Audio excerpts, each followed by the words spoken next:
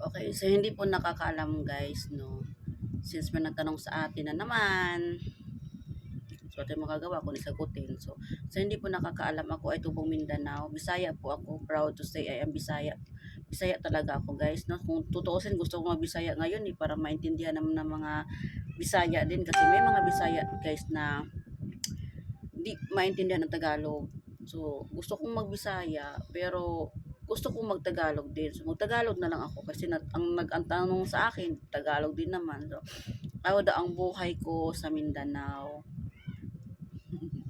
Na-challenge ako guys kasi para siyang gulong, para siyang circus baga. Anyways, nung malit pa lang ako, kwento ni mama, meron akong yaya. May yaya kami, meron kami, kumbaga maaluan yung buhay.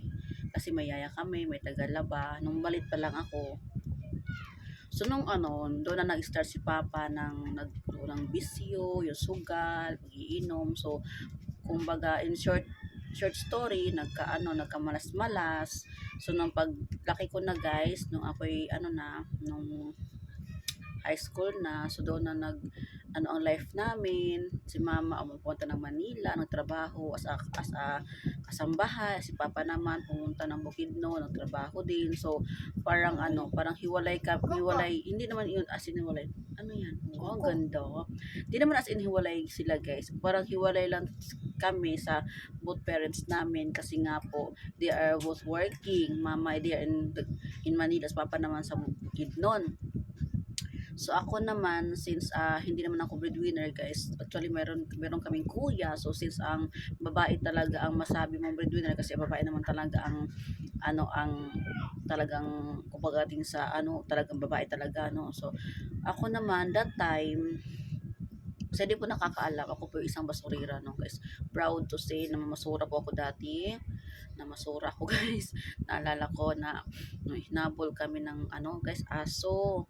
Tapos tatnik pa ako ng mga bubog kasi namasura nga kami. Ako, labandera ako. Nandyan pa yung aking mami Ilin. Yan, hanggang ngayon, nandyan siya. Makikita niya to video na to. Naglabandera ako sa kanila guys. Proud to say, naglalabandera ako kila mami Ilin ko. Kapitbahay ng ninang ko po siya. So, dyan ako naglalabandera kapag walang pasok sa school. So, ayan na nga po guys, no. So, naglabandera ako, namasura ako. Naggagamas pa ako guys, nangatulong ako doon sa Butuan City, sa Eminbel, sa Ideal Home, sa Libertad, nagkatulong ako diyan, nagkasambahay ako diyan.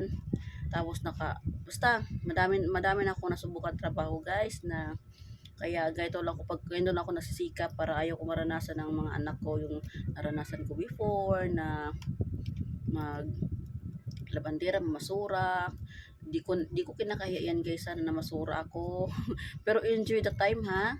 Nung kami na masura ako, kapatid ko si Lia, si Kuya, pero bakit makasama si Jigger, sino ba yung mga kasama ko, si Ginalyn. Basta madami kami, mga kaano ko noong mga kakabata ko doon sa amin, na masura kami doon guys. So hindi ko hanggang ngayon, kapag makakita ko ng mga mamasura, so na anak ko na parang nare-recall ko, parang naalala ko yung life ko before, na nung sa Mindanao pa ako, nung mga kabataan pa lang namin.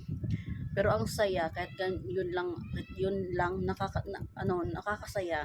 Ang saya kasi nga nakakabuo ka ng friendship. Maya na. So yun, isa yan sa naging trabaho ko, yung pagiging isang basurera, labandera, yaya, katulong, nanggagamas. Pumunta pa kami ng bukid guys. Yung sa sako ng mais, lukdo ko yan. Kami, hagdaw kasi sa Bisaya tawag eh. Hagdaw ang kumbaga sa Tagalog, ani. Kumbaga tapos na ang ani ha. Kumbaga kami nagpupunta pa rin doon sa kaya tapos na yung ani. Kumbaga nagtitingin pa rin kami kung meron pang naiiwan, kasi sa mais kasi meron pang naiiwan. Yung tinatawag namin hagdaw, sa Bisaya hagdaw. Na makakuha kami ng sako, dulok-dulok ko yun, bebenta namin yun, tapos nanguha kami ng kahoy sa bukid, pasan-pasan ko yun, hindi na naman ako, madami na naman kami, kasi yun ang life ko sa Mindanao nung ako'y maliit pa lang, nung mga DC pa lang ako, 15 years old. That time, hindi pa ako dalaga eh. Kasi dalaga ako, 16 years old guys. Nagkaroon ako ng regla nung 16 years old na ako. So, 14 years old, 13 years old, 15 years old. Doon, yun ang time na ako'y nagtrabaho ng mga ganyan. Nung nag-16 na ako, sabi ni mama na dapat daw, ano na ang kilos ko, kasi dalaga na daw ako. Pero wala pa rin sa akin yung time na yun, na kung ano yung dalaga, nandun pa rin, masura pa rin ako. Sama, yung sako, yung sako guys, ganun-ganun ko yan sa likod ko. Ayan, kuha kami ng lata, bubog, at ano na lang, kuha namin. Basta pag uwi namin, ano kami ng pera, may pera kami. So, tuwan-tuwan na kami doon. So, yun. Life ko before, na proud to say, I am basurera, labandera, katulong, ano bang trabaho dyan, basta marangal na trabaho guys. Proud to say, hindi ko kinakaya po yan. So, kaya lang. Sunod tanong sa akin, so ito na.